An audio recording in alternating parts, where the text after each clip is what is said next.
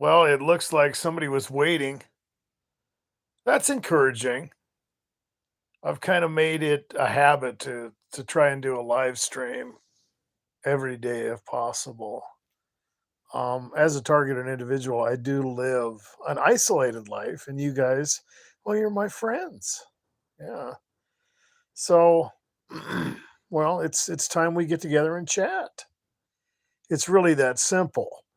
And this will probably be a pretty short live stream. I have to adjust my sleeping hours because I have a hard time getting to bed at a reasonable hour. It's like I get up late, and of course I'm crippled, so it takes me a while to get going.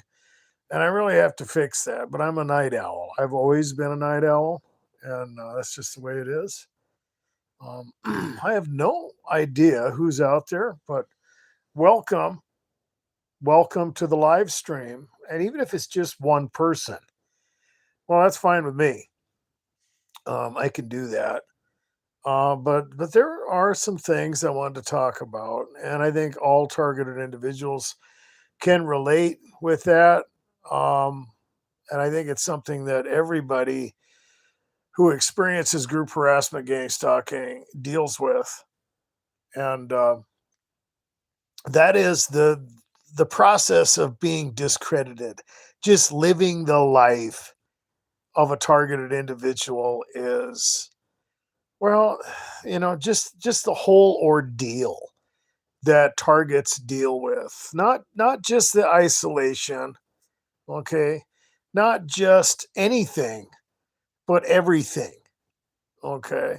And I think that it all comes together, and it's like the perfect storm that targets are dealing with. And it's something that causes a lot of frustration, and it makes, I don't know, it makes the experience of being a target just that much more difficult, okay? Because there's a stigma that goes along with it. A lot of people will ask me, "Do you think I should wear a targeted individual T-shirt? Do you think it's okay to talk about this? I'm not ashamed of it." I wouldn't tell anybody that they should be ashamed of being a targeted individual. There's nothing to be ashamed about, but there are inherent dangers that exist in your scenario. Period. Okay, and you have to know that. Okay, not only are people plotting against you, not only is there a conspiracy against the targeted individual, and it's not just the conscious collusion that is against you, it's everything. It's a type of, I don't know, mechanism that is set in place to where when the targeted individual gets put in that category that they are in, it's almost like they're battling the whole universe. It's like everything is against you. And a lot of people would say that's I don't know, self-centered or symptomatic of mental illness or something like that. And I'm not saying that targets are special in the sense that the reason that you're experiencing harassment is because of anything that anyone should be proud of or anything like that, or that it fits into the criteria of a persecutory delusion or a delusion of grandeur. It's just that the place that the target is put into is a type of mechanism where everything is set against them, you know. And as soon as they get into that niche, as soon as they are put into that place, it's like a domino effect.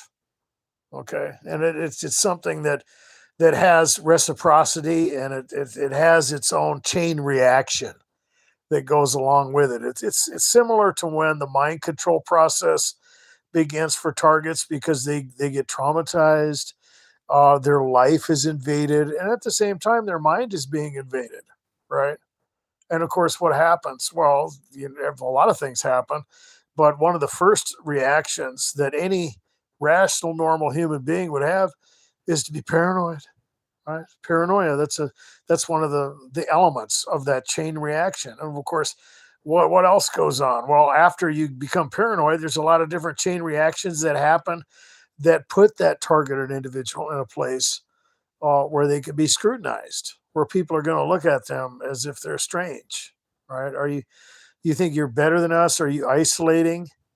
You know, what are you worried about? Are you hiding something? You know, and you get put in that place where there's a stigma around you. It's just like that.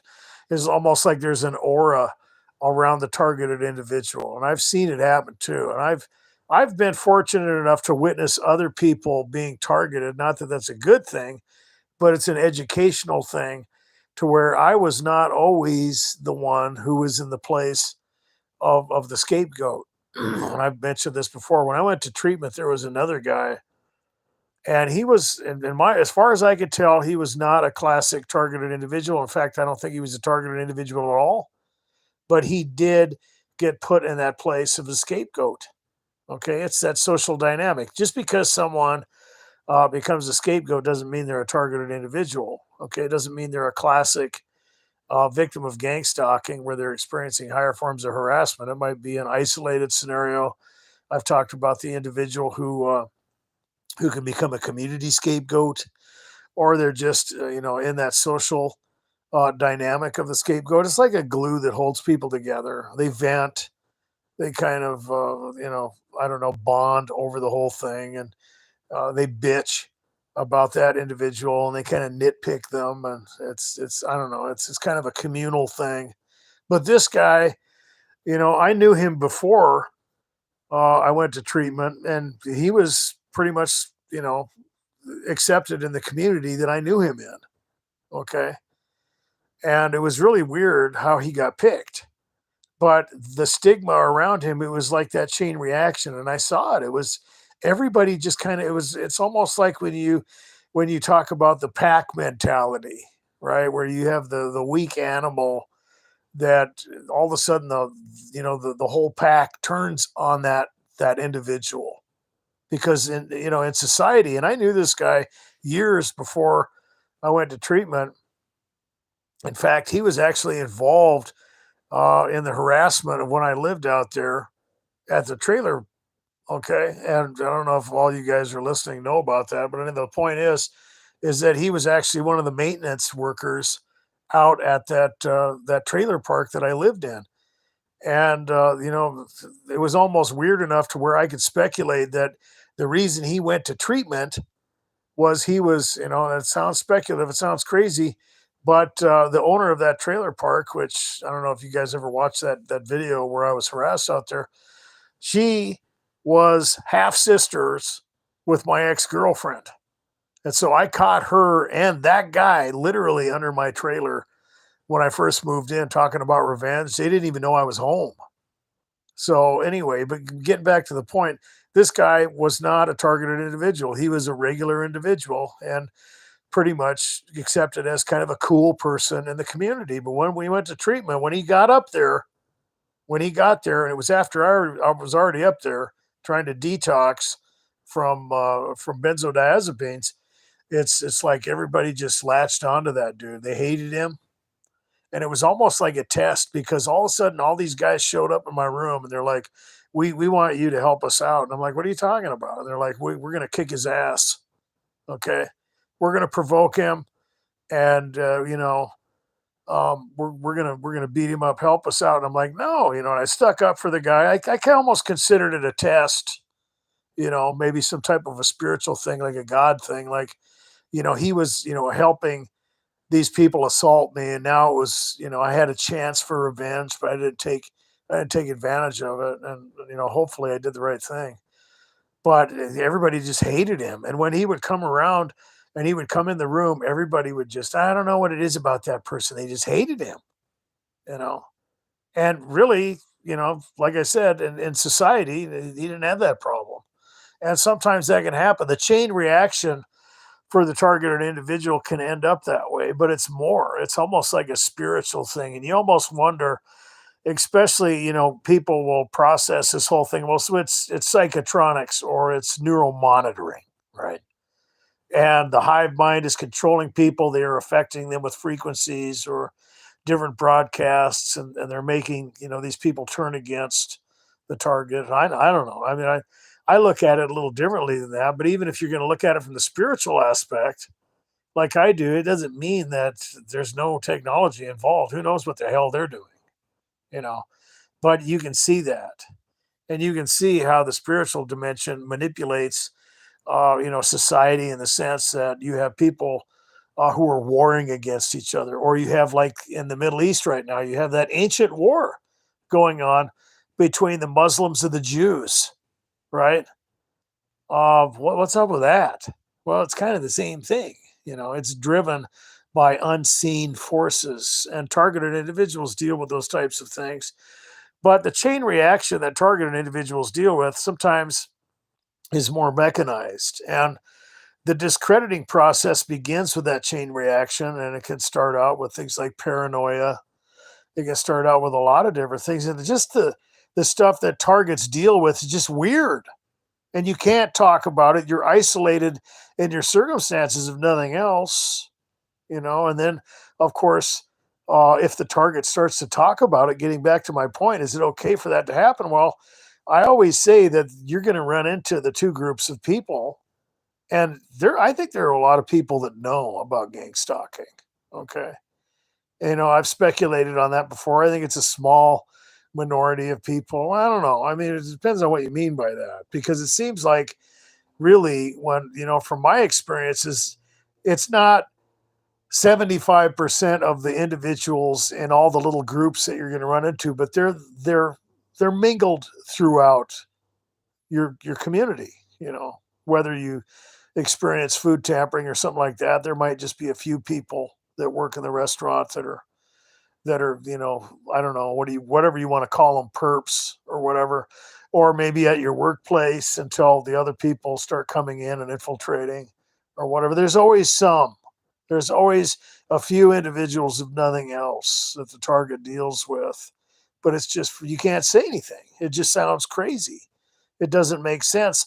And of course, the people that know about it, well, they're just gonna they're gonna use that as a way to make you look crazy, because of course nobody else will believe you, right? But the process of gang stalking in itself is just so unbelievably crazy that the target looks nuts just from the reactions that they are having to what they are experiencing. Whether they're going to be accused, along with that disinformation, of being on drugs, or saying, I don't know, maybe they're on something. I don't know, they look paranoid. And then of course the target could experience even further effects to where they're just, becoming depressed or moody, or they're not taking care of themselves or whatever. They could be experiencing a lot of sleep deprivation, or they might even be getting drugged or something like that. You know, but there is that, and then of course, um, what happens when they try and explain it? Well, it just gets worse, right? Because there are just a lot of strange. It's like when people try to explain their, I don't know, paranormal experiences. And I believe that there are people out there who experience that type of thing, whether they believe that they are, encountering, uh, spiritual beings or aliens or something. Who knows really what's going on? But they're not making it up. I think there are people that do make that stuff up, but not all of them, right? And what happens? Well, it starts off a chain reaction. Anyway, I'm going to look at the comments and see what we got going on out there. Well, hello there, Bora Bora. Nice to have you again. And Heidi, demons are dumb. Great, great. We've got a familiar crowd tonight. I think 95% stock, 3% are targeted, and 2% have never heard. Well, that's a huge amount of people to be involved in gang stalking. And but you know what? A lot of the things that targets deal with is beyond, right? And we've got anonymous out there. Man, this gang stalking stuff, yeah, it's very serious. Well, it is. It's very serious. I don't 95%, huh? Wow. That's this guy, how long have you been experiencing gang stalking? Demons are dumb. How long has it been? How long have you been, or would you consider yourself a victim of gang stalking?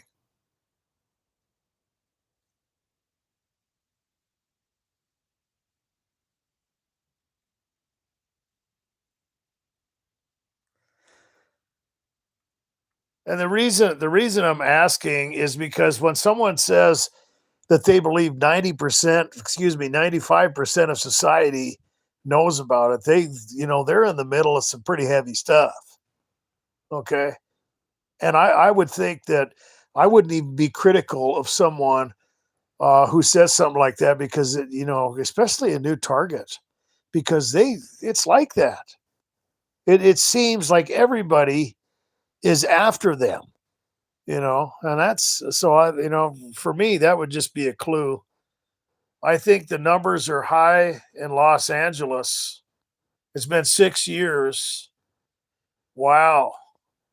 So, that brings up something interesting because I would, from the experiences I've had, I've been in really small communities, right?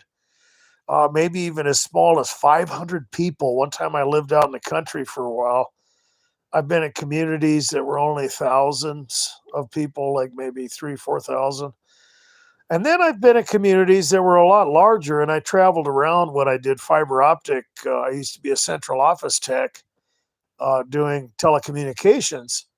And I'll be honest with you, that was really when my eyes opened to the fact that because, at first I thought, well, I'm being hunted down, and it's almost like your classic targeted individual and say, well, I've been living here for a while, and I've heard testimonies like this. You'll get to a job, or you'll do something, or you get to a community, or you'll move to another town, and right away nothing happens. Right away it seemed, oh, maybe I got away from these bastards, and but then it starts again. Okay. Um, and you come to the conclusion, well, they've recruited people, or they've used their little agents and recruited some people in the community, or sent some people over here, or whatever. I mean, it's a fair speculation. It kind of seems like that. And you move around, maybe you'll get food tampering in one restaurant or whatever, and I don't know, they must have gotten to these people. You're assuming that it's localized. You're like, but I'll just go to a different restaurant or whatever, and you move around and you play these little games.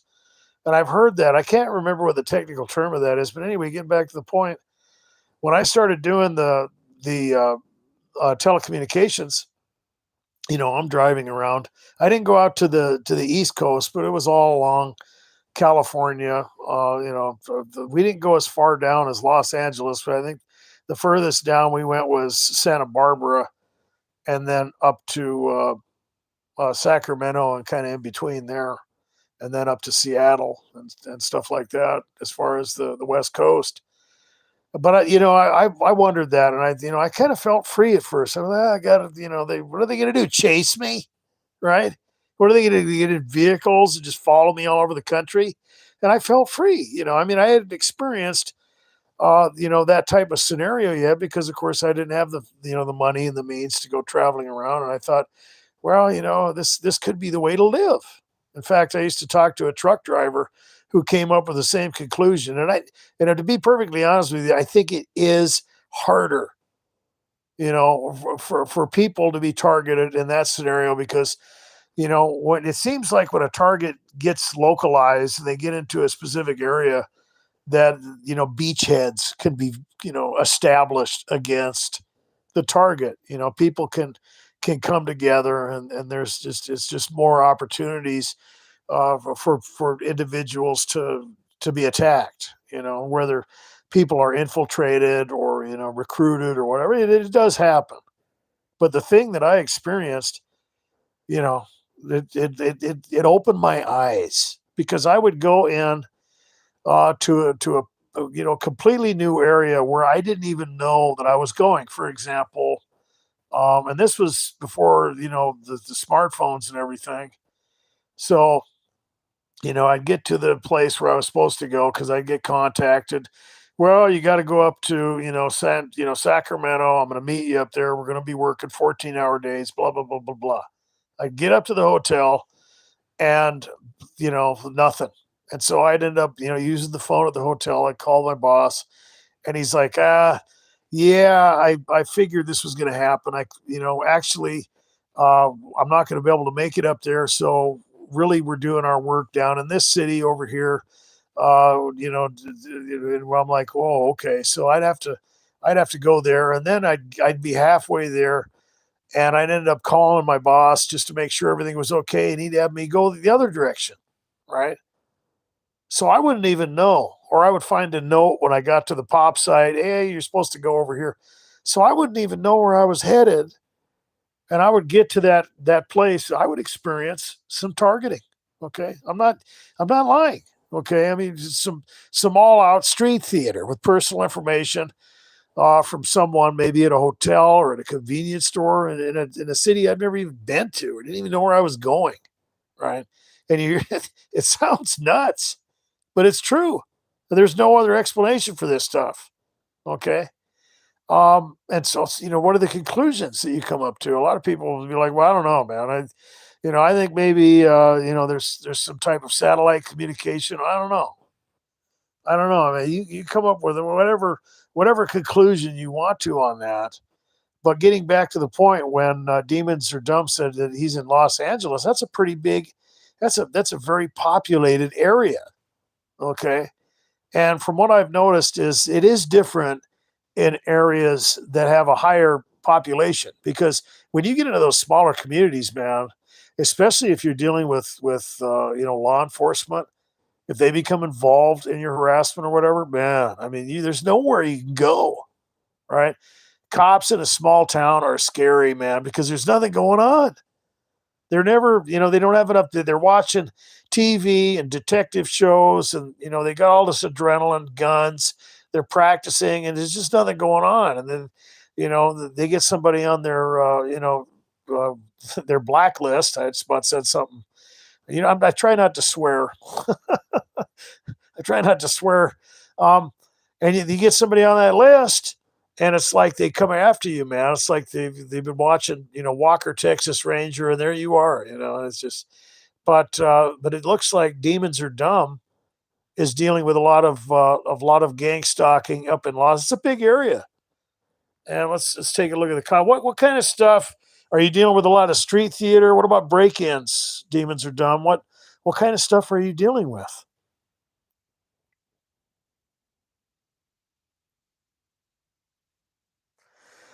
No, I don't think so. Demons Are Dumb says it sounds like your boss was sending you to targeted locations. Well, even when I wasn't working with that guy, even when I went off the job and just went and traveled, I experienced it in a lot of different areas.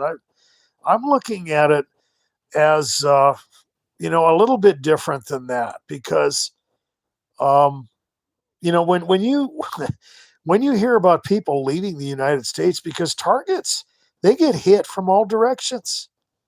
Okay. And they do go on the run.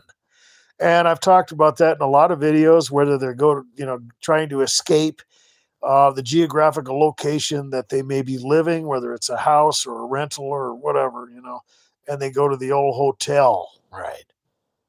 And they just want some sleep. They just want to get away. They want to rest or whatever.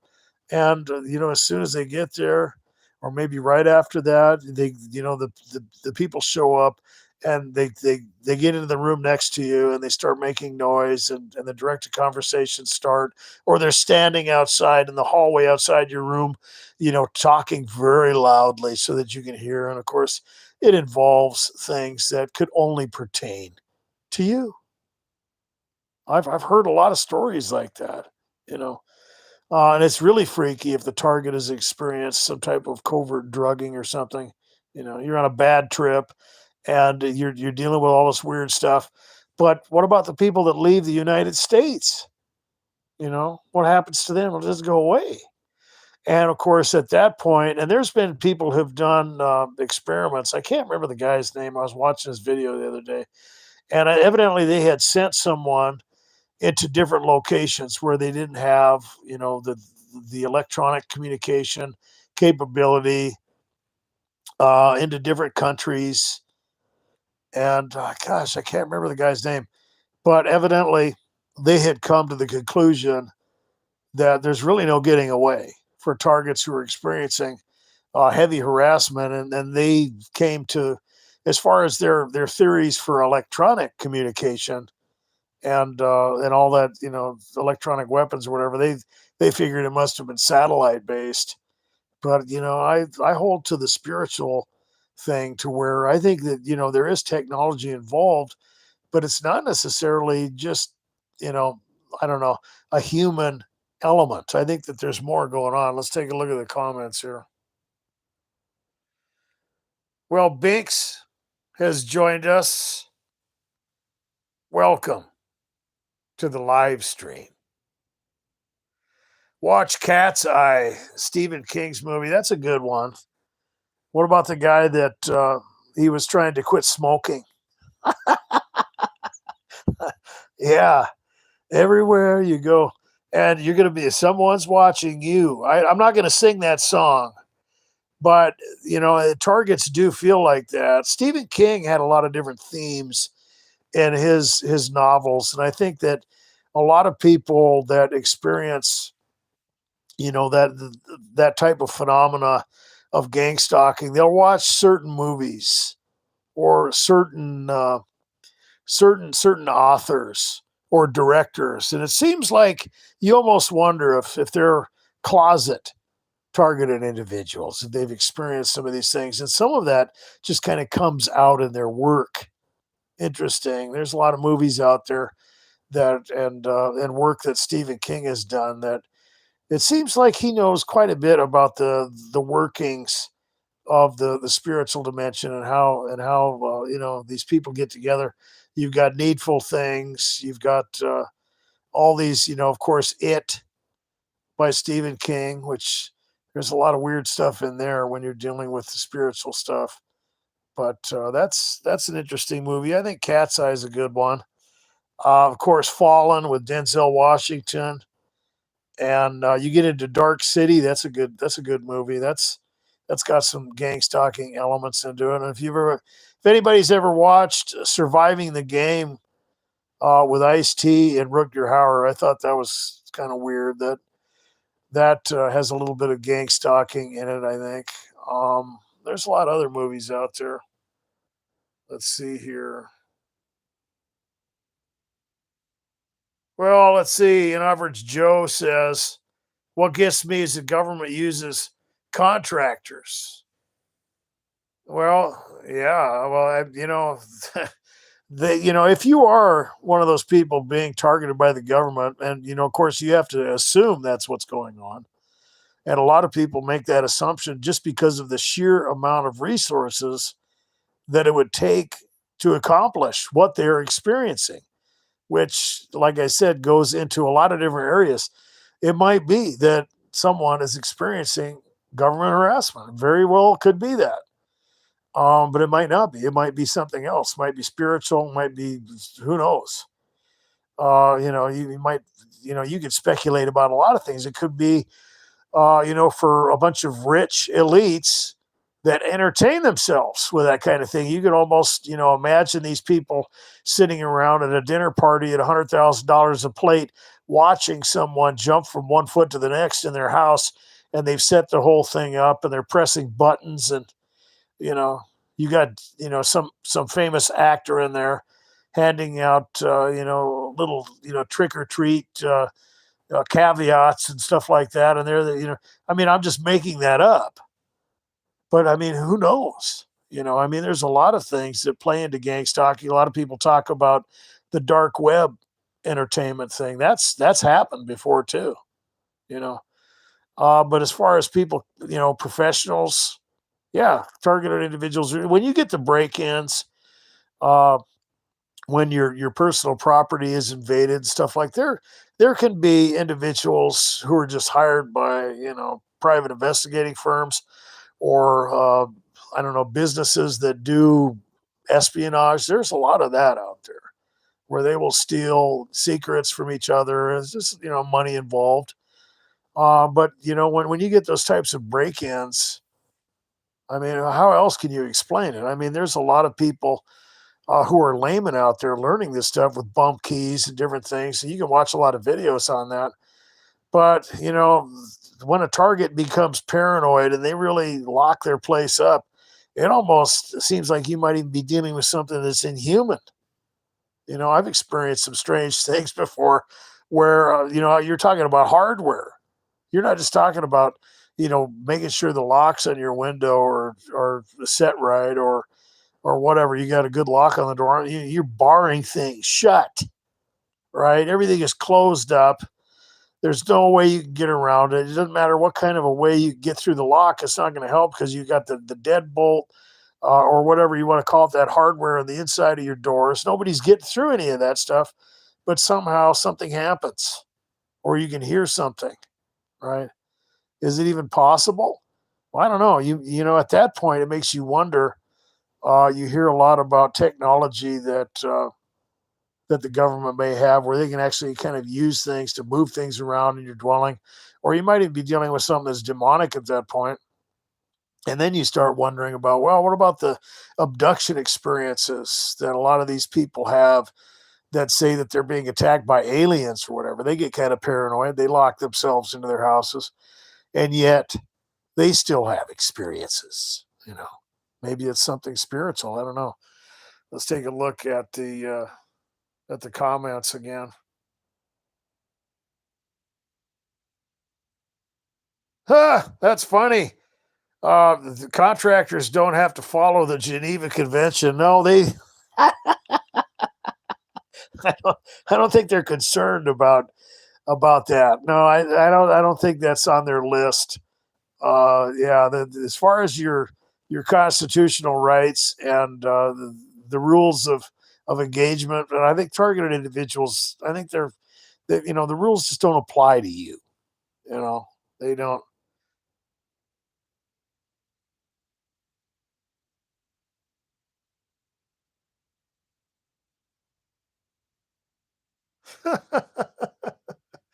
Well, anyway, getting back into the discrediting process for a targeted individual, a lot of things they experience are just weird. Okay. You can't talk about it.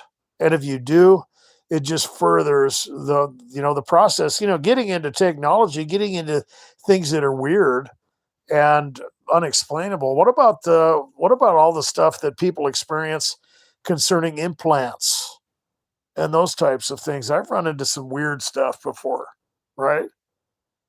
And can you really come to the conclusion that that's really what's going on?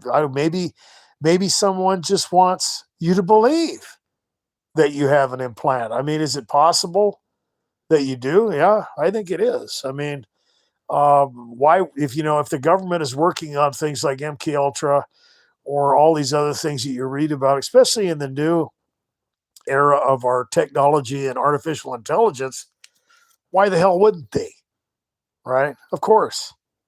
Right? Why wouldn't they do something like that? I mean, if they are literally trying to find out ways to manipulate people and control people and so on and so forth, uh, nothing is out of the realm of investigation, especially if you're spending money on that kind of thing and even going as far to experiment on the population or even people in the military, where I think a lot of the targeted individuals out there are people who've been in the military. Is there anyone out there in the audience right now who is ex-military who believes that that's the origins of their targeting? Anybody out there?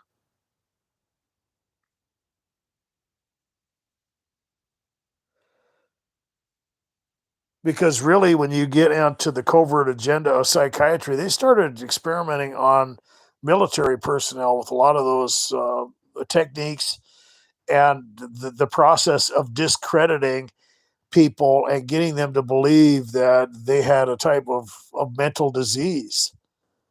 And I've referenced the video several times in videos, The Hidden Enemy, Psychiatry's Covert Agenda. It's in the playlist.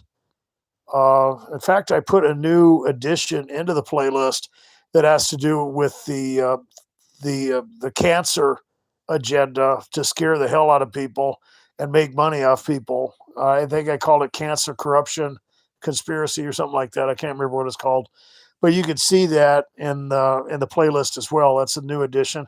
But I've got a lot of videos on the covert agenda of psychiatry, but the military personnel were being experimented on and discredited.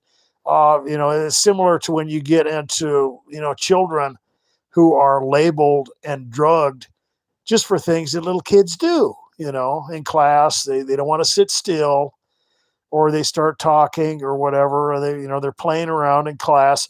And it used to be that the teacher would just paddle them. And I'm not advocating that people be violent with kids, but it did get them into line.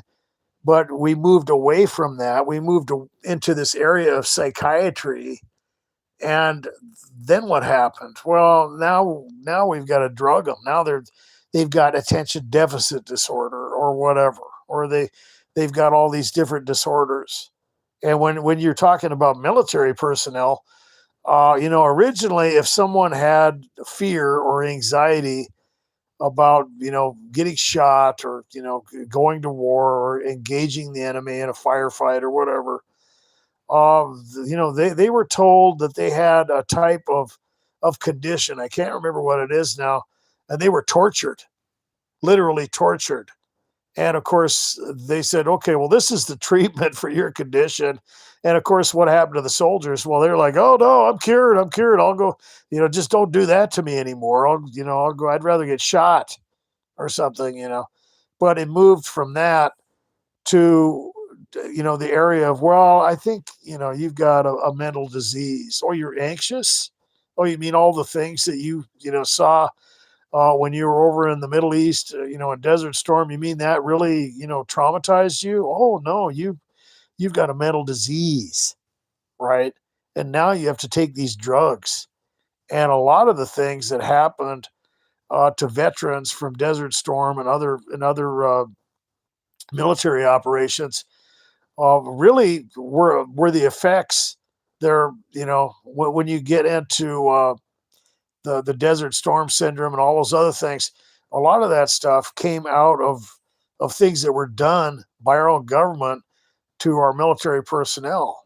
Okay, whether they were put in a hot LZ that had chemical contamination or radiation or whatever. But I'm not even going there. I'm talking about the psychiatric stuff, where our veterans were targeted for that kind of thing.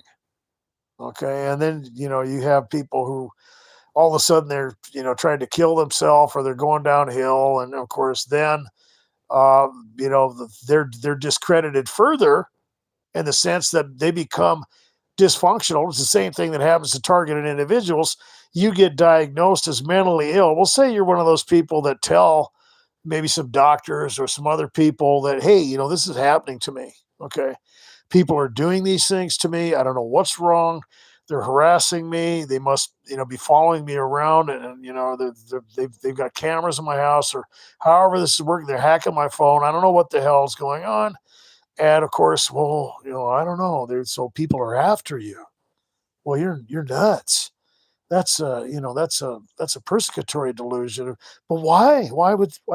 Oh, that's a delusion of grandeur. No, you're crazy. You're kind of depressed too. I think you have a type of psychotic form of depression, right? And then of course, what happens? The target gets on meds, and a lot of that stuff just anesthetizes the brain. And it might make you feel better at first, depending on what it is. And I'm not saying I'm a doctor, and I'm not saying that anyone out there should stop taking their medication.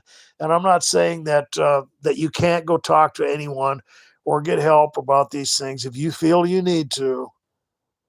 But I'm just telling you the classic scenario that people run into that leads to further being discredited, in the scenario of legitimate harassment.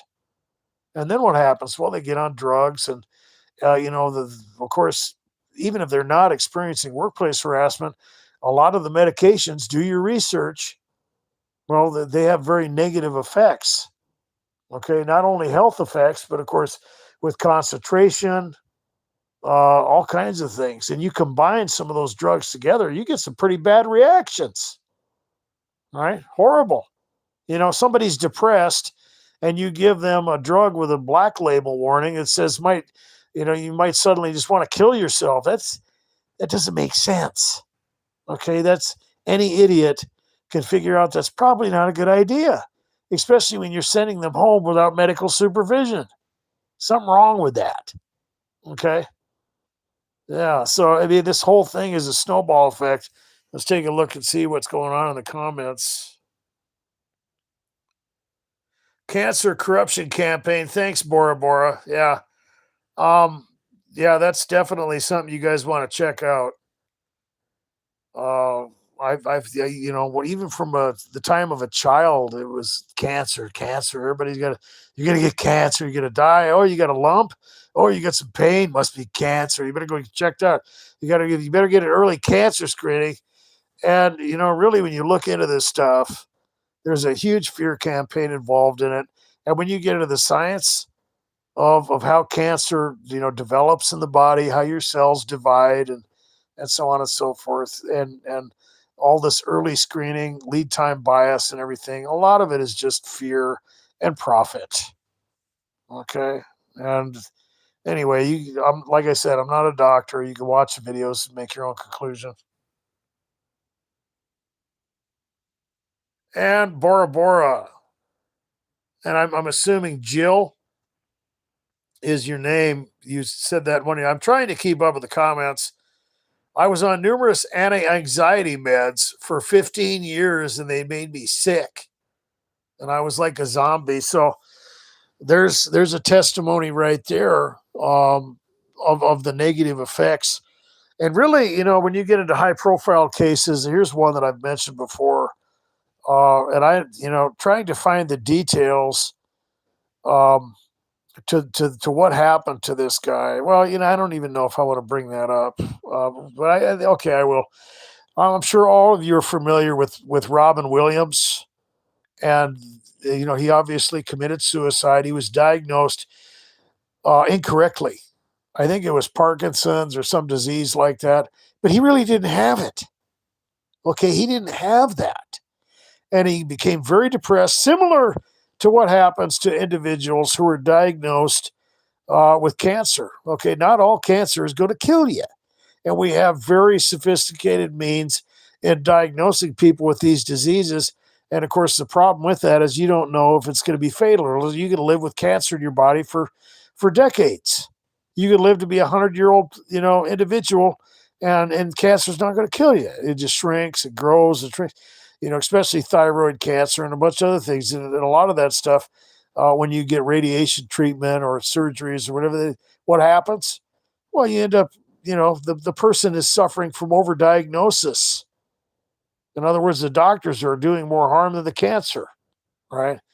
And so in the case of Robin Williams, of course, he's speculating he's going to lose all his mental faculties. His life is destroyed. He's going to be this, crazed, individual, out of his mind, out of control of his, of his body and everything. And he went into a very dark depression. So what did they do? They put him on several different medications. Okay. And when I was up in treatment, I was, of course, you can't, when you're trying to detox from tranquilizers or narcotic medication, right? Benzodiazepines specifically. The whole idea is you want to move away from anything that's addictive because that could trigger you and keep you into that state of withdrawal or dependency, right? So you want to go away from anything that's narcotic, and a lot of the stuff that you're going to be taking, whether you're diagnosed with some type of anxiety disorder or whether you're, suffering from the negative effects of, a tranquilizer addiction or addiction to a narcotic substance or whatever. A lot of times they'll give you antipsychotic medicine because a lot of it's very sedative. Okay.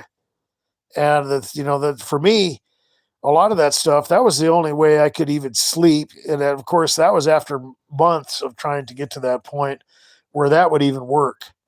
Okay. But, out of my story, they prescribed me a lot of different things. They try to, just, different combos. Of course, I was kind of familiar with this stuff, and they gave me, I think there was a drug called Remron or mirtazapine, which I had that in the past, and that's an antidepressant it's got some very sedative qualities to it. I don't, and I used it, quite a while for sleep, decades, off and on. And by itself, I didn't have any problems with it, of course. And then the doctor said, "Well, I want you to take some Seroquel with it." I'd never taken Seroquel before. I'd seen people take Seroquel, and it didn't look it looked like it was sedative, but I don't know. It didn't seem to really help out the way their mental process was working. And so I'm getting this cocktail of all these. The first night I took it, I just felt like I was crawling out of my skin. It was horrible, and it was after a few days of taking it, I could tell that it was usually about 20 minutes or so, 30 minutes after taking the Seroquel along with that other drug. It just I knew that there was something going on with it, man. And I'm like, I'm not taking that anymore. The nurse was like, "Well, are you refusing your meds?" And I'm like, "Well, no, I'm going to take all the other stuff, but I'm not taking the Seroquel. I don't know what's up with it, but there's something going on with it." "Well, okay, but you're gonna have to talk to your doctor." I said, "Well, you whatever. Okay, I'm not taking it." And so then I end up talking to that doctor, and she said, "Oh, well, yeah, that was a good thing that you noticed, because those two drugs together that could produce a very deadly reaction." And I'm like, "What? Why the hell did you give it to me then?" Of course, there was no answer for that. But getting back to Robin Williams, guess what they gave that guy right before he ended up committing suicide? Mirtazapine and Seroquel. Yeah. And he felt like his brain wasn't working. He's crawling out of his skin. Gee, I wonder if that had anything to do with the horrific suicide, right? Of course it did. Ridiculous. Let's take a look and see what's going on in the comments.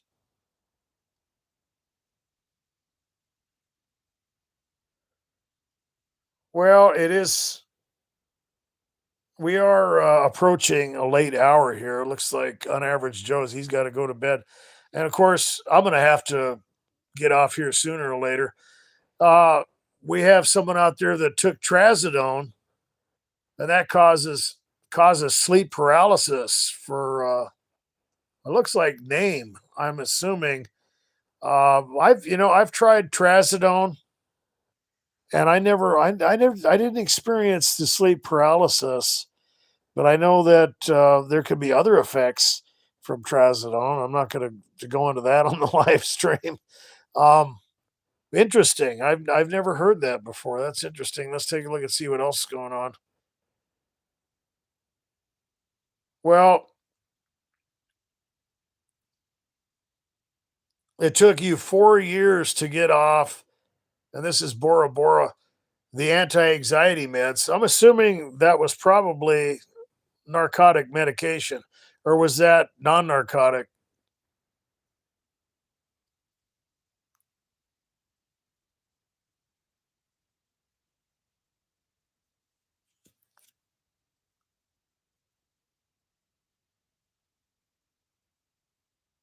Alternative homesteading. Robin Williams was a targeted person, just like Prince and Michael Jackson. Interesting. I looked into the Michael Jackson case, and there was all those rumors and everything started about him and supposedly doing things to little kids. None of that stuff was true. When you look into that, that was really creepy. I believe that he was targeted, absolutely.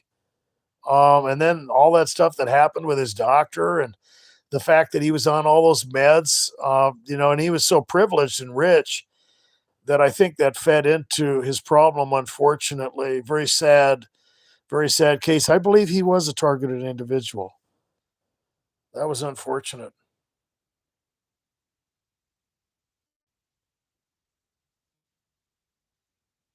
Well, it looks like Nicholas Boserman, they overpushed pain meds so bad, and then they won't give them when you actually need them short term now. Well, yeah, there was a You know, the problem is when you get big pharma involved and they're pretty much controlling the world now, literally, let alone invading the physician's office.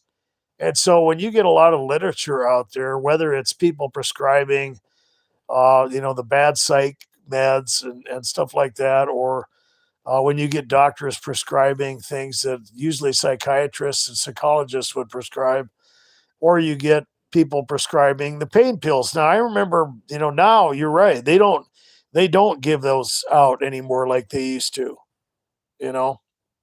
And it's like they want people to go get them on the street or something because there are people who need it, but of course they recognize that giving people narcotic medication for long-term use is obviously a bad idea. It's ridiculous. Well, of course, people are going to get addicted, and the addiction is going to have some very negative effects. Duh, right? But some people, periodically need those. So instead of coming out with a protocol and saying you can have this medication, so many times for so many doses, spread apart, so you don't become dependent. They just threw the baby out with the bathwater, and now you have a lot of restrictions in places where even if you're someone who's getting medicinal marijuana legally or something like that, or even if it's legal, they will not prescribe you, even if you get out of an operation or something like that, and you have to go to a clinic. I think it's pretty much universal where I'm at. If you have that in your system, they won't prescribe you narcotic pain medicines, even though it's legal. It's just really weird, the stuff that's going on. There was a gal that I used to live next to, and she had a lot of health problems. She was getting older, and she, basically had to choose between smoking marijuana and getting pain medicine from the doctor. It was really weird.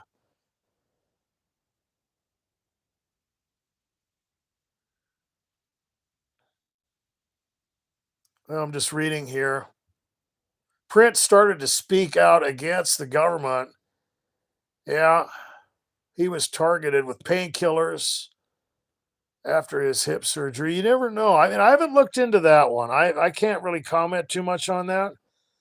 But yeah, we got Lee Brandon and Jim Morrison were targeted individuals. Well, you get into that Hollywood crowd, or you get into if you guys ever watched the Death Clause documentary, pretty weird stuff, And when you look at how the secret societies infiltrated into Hollywood, and Hollywood was used, and the agenda that we're dealing with now, you go back into the 60s and the 70s, and I don't know if I'm going to have to put this video in the playlist. If you guys have ever heard of Agenda 1 and 2, Grinding Down America, Curtis Bowers won an award with his documentary of the infiltration of Marxist theology and the eventual, I don't know what you would call it, the I don't know, the communist agenda, right? To where they infiltrated the schools back in the 60s, and then they used Hollywood to kind of break down the moral backbone of society. And so things really changed in the 70s. And when you get into, what's going on in Hollywood and what the actors and actresses and people who just want to be entertainers, the things that they have to, be confronted with and the things that they have to deal with, well, there's some obvious weird stuff going on in there. Some of that stuff is demonic. It's pretty weird.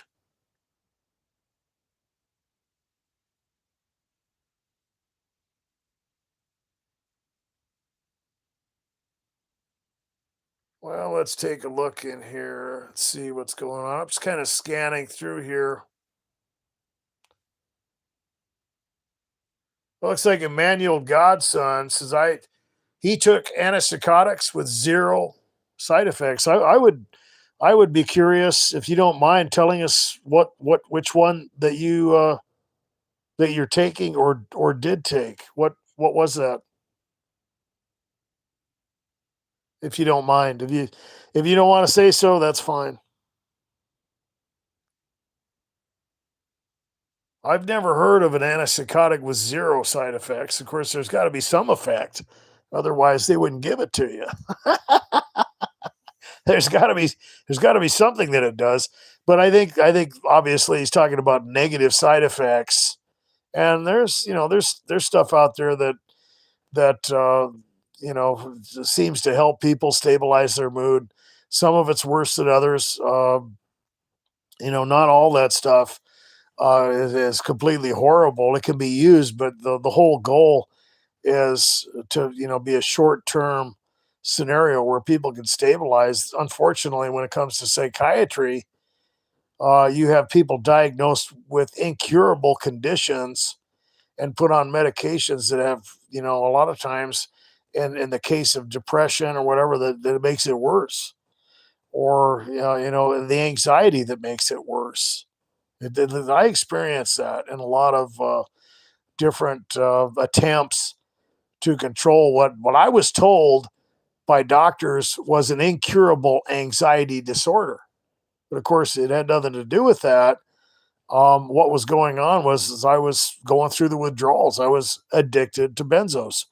Had nothing to do with a mental disorder or disease or anything to do with a chemical deficiency or any of that. And during the process of trying to figure that out, I experienced a lot of negative side effects, and some of those drugs were just downright bad, and some of them ended up on bad drug lists where you have that commercial on TV. If you've died from this drug, call this number, which is hilarious. Of course, they're referring to the family members, but I always thought that commercial was just ridiculous. But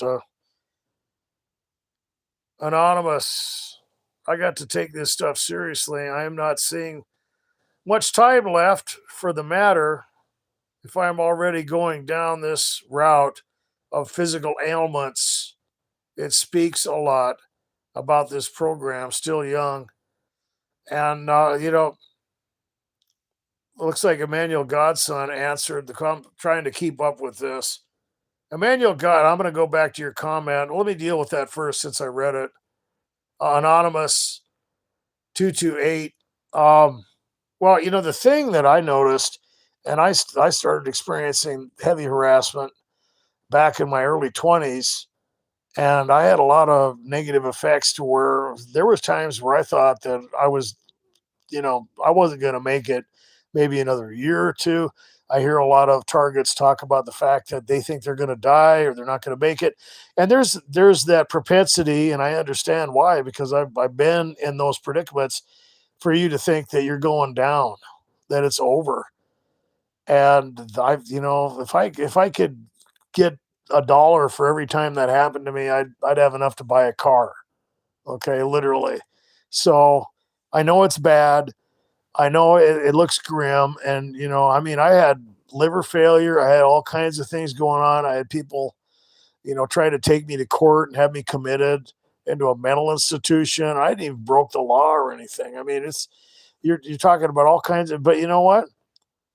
It None of it happened, and it's just I'm not saying that the things can't happen to people, but I'm just saying that a lot of times you tend to think the worst scenario is going to happen because that's what people are afraid of.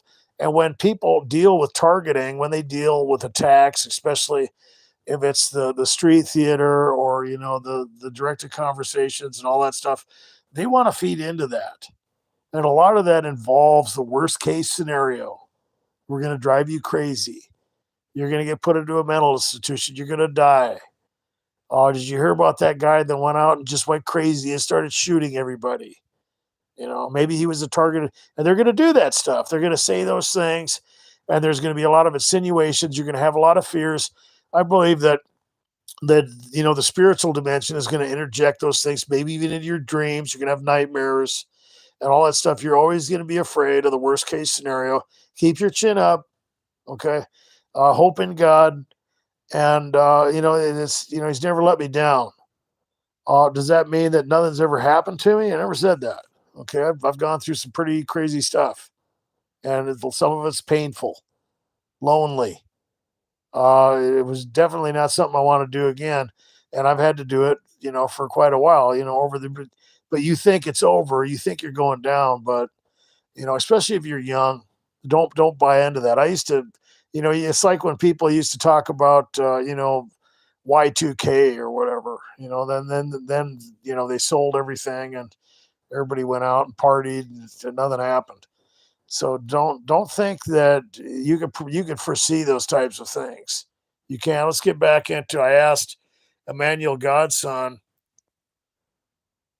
and he said, I asked him the question. They diagnosed me with paranoid schizophrenia, and I'm assuming that was because of the targeting. You probably were just being honest. You're probably telling him what was going on. I'm on a small maintenance dose, and I'm trying to see. They called Solian amisulpride. I'm trying to pronounce that. I highly doubt that's the generic name of the drug. So you're probably dealing with something that's a little bit more legitimate. When they use generic brands, that's so they can prevent from being sued in a class action. I found that out. So you probably got something that was probably pretty good. I don't know. I have no idea what it is, actually. Sorry about that again. Of course, notifications and interruptions. No, it wasn't a gang stalker. It's just a bunch of annoying notifications. And gang stalking must end. Uh, Put something in there. I think is we are illegal experiments. Well, and it's also spiritual. Absolutely. And I've talked about the fact that even if you are experiencing a type of scenario where you're being targeted by the government, there's demonic influences. Hold on a minute, guys. My battery is running out. I didn't expect to do a live stream this long, but it seems to be working out. We're going to keep going with it for a little while. I do have to get to bed. Thanks for that comment. Gang stalking must end. I'm trying to look at some other stuff, and I'm not skipping your comment, by the way. If you are interacting and I'm just not seeing it, I apologize. I'm trying to get into the comments a little bit more. And let's see here.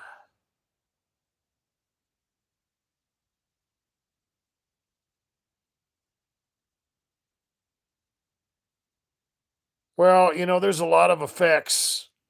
Anonymous 228 is talking about, just analyzing a lot of the things that are going on.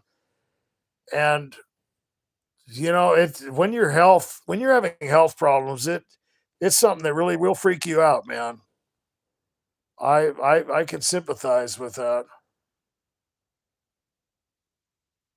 David L. How are my fellow schizophrenics doing? Yeah. Yeah, the schizophrenia.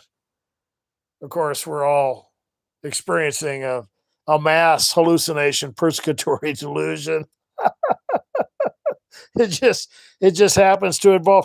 When I think of someone hallucinating, like something, if they're having a legitimate hallucination, and I've talked about this before, you would think, especially when it comes to street theater or whatever else that goes along with the themes of gang stalking, assuming that someone is not reading into things. Okay, you always have to assume that the criteria that they have when they're analyzing whatever it is that's coming at them is legitimate. But when I think of that, I'm thinking, because I ran into that before, especially, and I've mentioned this case several times. A guy that told me he was diagnosed with schizophrenia, and I said, "Well, how does that work for you? What's it like?" Well, I just imagine that people are saying things to me that they're not saying. I'm just imagining that they're saying it, and I thought, well, that's wow, really, like what, And of course, it was the classic stuff that targeted individuals deal with. And this was way before I knew anything about gang stalking or a targeted individual community or anything like that. And long story short, the guy, I hung out with him for a little while, and after a couple months, he comes up and he says, "I don't want to talk to you about something." And he said, "I've never imagined you saying anything to me." And then that's kind of weird. And I said, "Yeah, that's odd. You know, why would if you were really hallucinating, and if it was really a hallucination, and you were really experiencing the effects of a mental disease like schizophrenia, you think it'd be happening all over the place. You might even imagine that little animals or trees were talking to you if it was a genuine hallucination. Of course, why wouldn't it? Why would it be localized to these individuals that you're working with or certain people that you seem to be around who consistently seem to be manifesting in these schizophrenic hallucinations? Of course, long story short, he was not hallucinating and he was not suffering from schizophrenia. These people were harassing him. Okay. So, yeah, right. Let's get into this a little bit.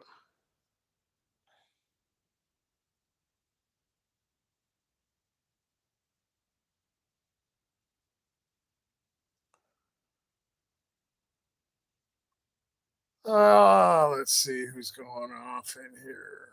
They also signed my prescription with the word kill. Oh, wow. Huh.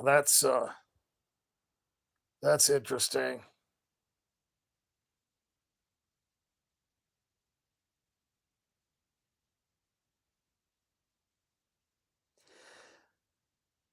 Well, Nicholas Boserman says, I had a perp tell me, I feel sorry for you, but I can't stop doing this. That's pretty common. I've had people, make confessions to me like that. In fact, I remember when this whole thing started, quite a few years ago. I had a gal mess with me. I was in a restaurant, and she walks up to me and she's acting very erratic, and I'm just looking at her like, "What the hell's wrong with you?" And then she says, "I'm sorry, I have to do this."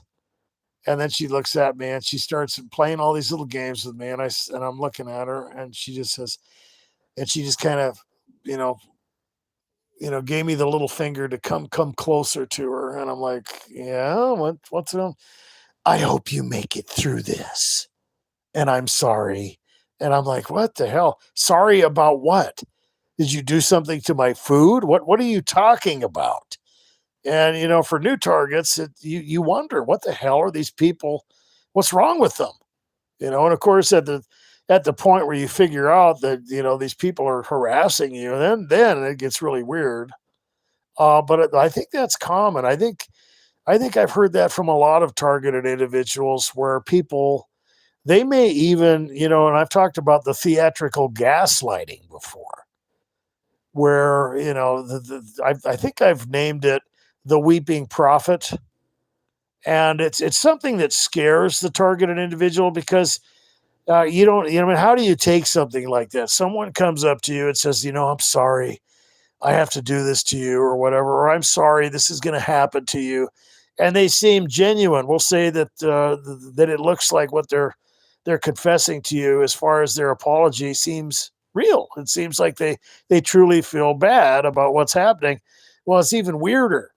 It's even it has more emotional triggers to it, especially if what they're telling you is threatening, in the sense that you're to believe that something is going to happen to you. I've had people do that. In fact, there was a gal that came to my house one time, and she was just weeping and crying, and I couldn't figure out what she was doing. I knew who she was. She was married to a friend of mine, but I didn't talk to her very often. It's not like I would just go over and visit with her or anything. And she just shows up at my door one night, and she's bawling her eyes out. "I'm sorry this is going to happen to you. I'm sorry. I'm so sorry you have to do this. And I wish I could change him." And I'm like, and it was right at the beginning of this whole thing. And I'm like, "Okay, well, it'll be all right. Let me give you a hug. Oh, I'm sorry. It's be so bad for you." And at that point, it almost, it's scary, because the emotions that these people are displaying seem genuine. But as far as I'm concerned, it was just, I don't know, maybe she believed it. I don't know. I mean, I'm not saying that all these people, are enjoying what I mean. It seems like most of them do. Okay, so but there's always that element in gang stalking where you get different forms of gaslighting. And as far as somebody apologizing for something, like, I don't know, that to me it's contradictive, but I've seen that kind of stuff before.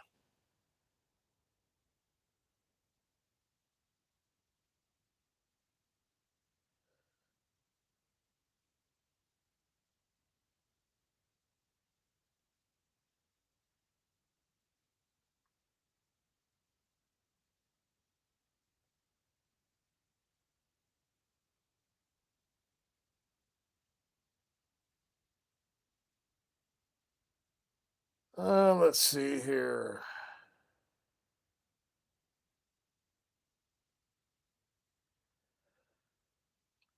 Well, it looks like David L wants to argue with all of our targeted individuals out there. Well, I certainly appreciate you coming in and contributing to the live stream experience. Let's see what else is going on here.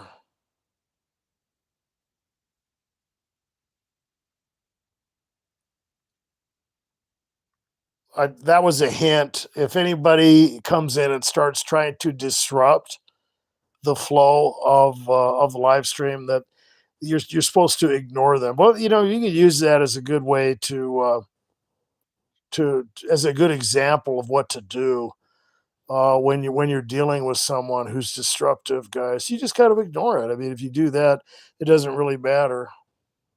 And gang stalking is like that.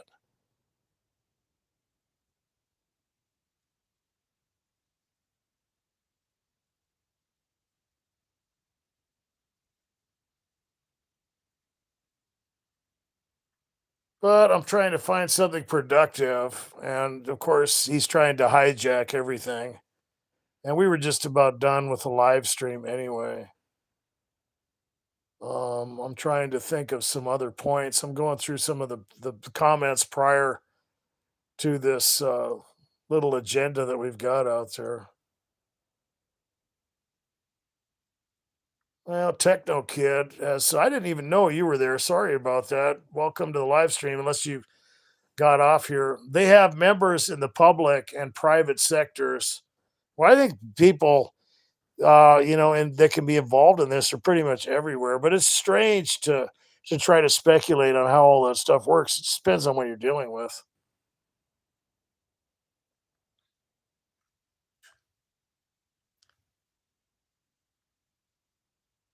Let's see.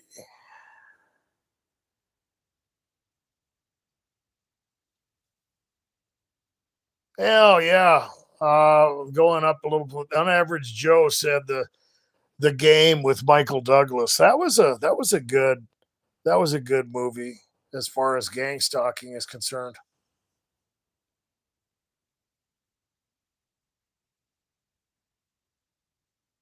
David L says I better go before he bans me. I go, well, you banned yourself. I didn't ban you. you can you can do whatever you want.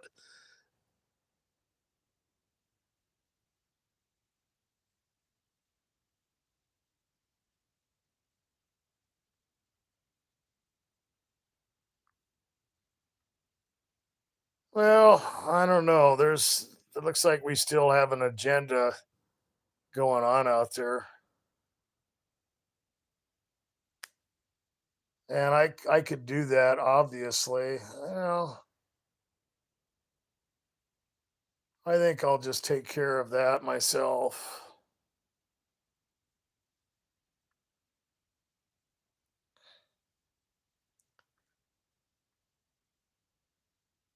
So you guys shouldn't be seeing any more of David L. Hopefully. Let's see here. Interesting. Bora Bora, I reported David L for harassment. Yeah, well, you're gonna have that. Like, and I mentioned that before. I quit doing live streams for a while because of the obvious infiltrators and people that just come in, and they what they'll do is they'll start provoking people, and they will try to trigger, and of course they'll just try to hijack the conversation, and they'll try to get attention, and they'll try to divert from the productivity of it, and of course that's really what happened. Okay, and then you have a type of it's like a parasitic effect, and gang stalking is like that. When a targeted individual experiences harassment like that, we'll just use the example of workplace harassment. Um, well, that's what happens. I mean, you have an environment that is, it becomes toxic. Okay, you have someone in there who's a disinformation agent or a catalyst to create negativity and trouble. That's really all you got, and of course, there's an effect from that. There's a ripple effect, and it's the same thing with a live stream, and you just have to ignore those people. But it's a good example to see what happens. I mean, really, when you're dealing with someone who claims to be a critic of the subject matter of a live stream or whatever. It doesn't matter what it is, but what they usually do is they ignore key elements, and they will try to discredit the whole thing. Okay, so they're pretending to have a dog in the fight, but they don't believe in it. So then, of course, what's the obvious question? What are you doing here then? What if you don't believe in this kind of thing? If you think it's phony or whatever, don't you have something else to do? It's pretty late, and that's really when you get into people who are accusing targeted individuals who are of being mentally ill, but they're critical and they're cruel. Well, that's very contradictive. In fact, anytime a targeted individual experiences criticism from someone that's even slightly hostile, especially if they are accusing you of being mentally ill, that's very contradictive because according to their own criteria, you have no control or you're experiencing a sickness, right? So at that point, they are admitting without saying anything that they're persecuting you for something that you have no control over. Well, that doesn't make a whole lot of sense, does it? No, pretty contradictive. So you can see the obvious contradictions in behavior when you're dealing with someone like that, right? They're very paradoxical. Okay, they will avoid obvious things like MK Ultra or whatever. They will try to divert attention away from those things and try to draw you out into some other area of science or something like that, or they will just simply accuse people and be abrasive. Anytime you run into that, you're dealing with someone who has either got a psychological disorder themselves by their own admission. They're harassing people that they believe have no control over their condition. That's crazy. Okay, whether you're having hallucinations or not is irrelevant. Okay, period. you're you, you're worse than the people you're criticizing. I mean, it's obvious. Anytime that happens, you have to look and consider the source, right? I mean, it's pretty obvious. And not only that, if they don't believe in these things, right? Well, the only excuse that they're usually going to have is, well, I just want people to, stop spreading disinformation. They're concerned citizens. Well, no, they're not. You can see that because of the inconsistencies, right? And then the abrasiveness. Well, what why would they even be involved in the blog or in the forum or whatever, in the live stream, whatever it is that they're involved in? Well, they're spending their God-given time and resources for a reason. And so either they're just hostile and they need a victim, or they're getting paid to do it. So I mean, really, yeah, you just got to ignore those type of people. Let's take a look at some more stuff in the comments here.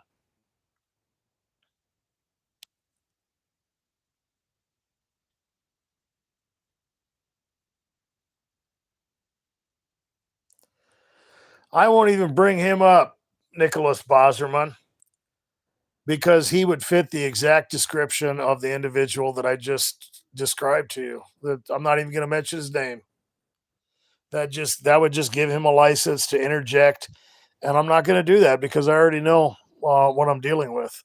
I have no interest in talking to people who are abrasive first, and you can't have a professional, reasonable conversation with someone who's abrasive like that, who's foul mouthed and resistant to any type of two-way conversation, and not only that, uh, it's just contradictive. I wouldn't even bother. I don't do that kind of stuff.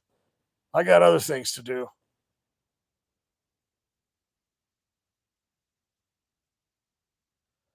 Yeah, well, you've found something productive about that, Nicholas Boserman, and something very critical on that. I'm not even going to go into that guy.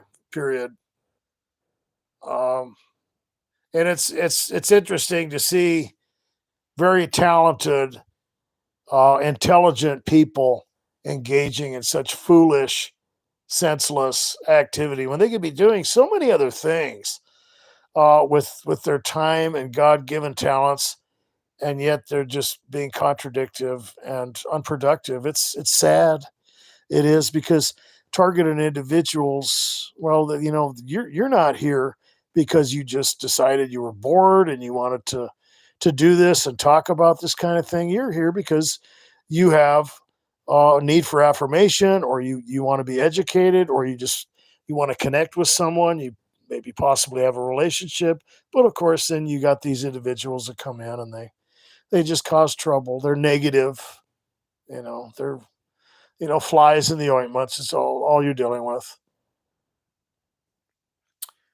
Well, let's see. Agents of chaos. That's a good point, Heidi. That's exactly what they are. Simple, period. That's it. Heidi called it out, and she described it very simply and very accurately.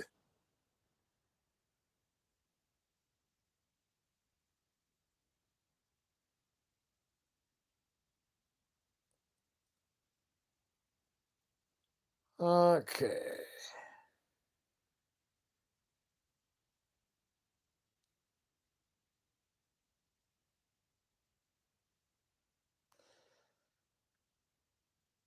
Well, I'm waiting for demons are dumb. Gaslighting doesn't even work.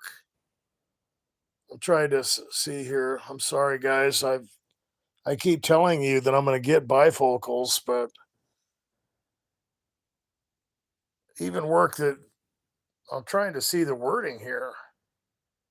He don't know. Okay, that was the word. I thought maybe I was reading it incorrectly. You just typed it in that way.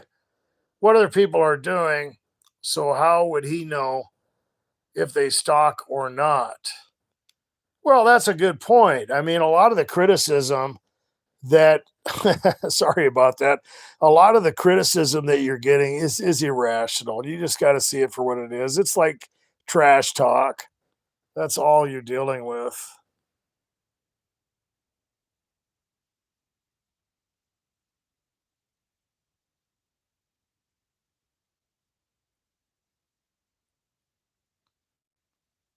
Well, guys, we've talked about the discrediting process. We talked about handlers last night, and we kind of touched a little bit on that tonight with the professionals that you're dealing with. And those are pretty scary individuals. And rather than to go into a million different techniques, we could deal with that maybe tomorrow night or whatever. I have a feeling that there's going to be some more infiltrators. They're going to try to come in because I've been doing live streams, pretty frequently. So we're probably going to have to deal with that. And that's no big deal. I can, block them or whatever, or start making more videos. But I want you guys to put some ideas in the comment section after this posts. And I'd like to thank you guys for participating. Thank you for showing up. Thanks to all the people who help support the channel. The link to the GoFundMe is in the description.